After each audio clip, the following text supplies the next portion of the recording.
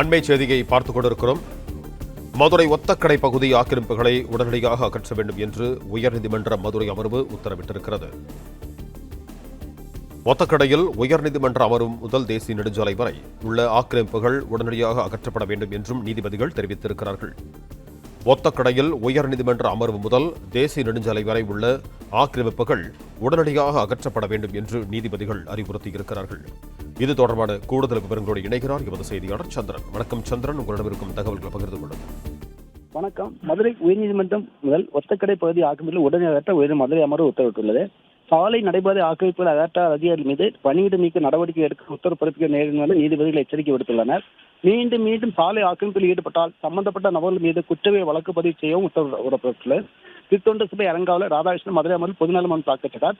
அதில் தமிழகத்தில் வளர்ந்து வரும் மாவட்டங்களில் மதுரை மாவட்டம் உண்டு.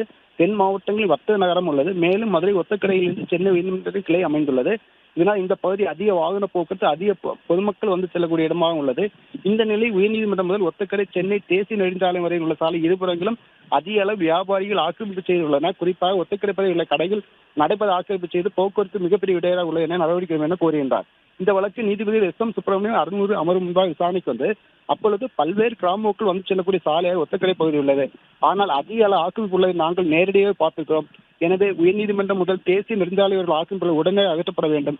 மீண்டும் ஆக்கிரமிப்பில் ஈடுபடும் ஆக்கிரமிப்பாளர் மீது குற்றவியல் வழக்கு நடவடிக்கை வேண்டும் என உத்தரவிட்டனர். மேலும் ஆக்கிரமிப்பாளர் மீது உரிய நடவடிக்கை எடுக்கும் தவறு காவல்துறை அதிகாரிகள் மீதும் பணியிட நீக்கம் செய்து உத்தரவு பிறப்பிக்க நேரில் எச்சரித்த நீதிபதிகள் ஒத்தக்கடை ஆக்கிரமிப்பு அகற்றப்பட குறித்து அடுத்த வாரம் அறிக்கை தாக்கல் செய்ய உத்தரவிட்டு வழக்கு விசாரணை ஒத்திவைத்துள்ளனர். பிளே ஸ்டோர் மற்றும் ஆப் ஸ்டோரில் இருந்து பாலிமர் செயலியை QR கோடு மூலம் பதிவிறக்கம் செய்யுங்கள். செய்திகளை உடனுக்குடன் பெறுங்கள்.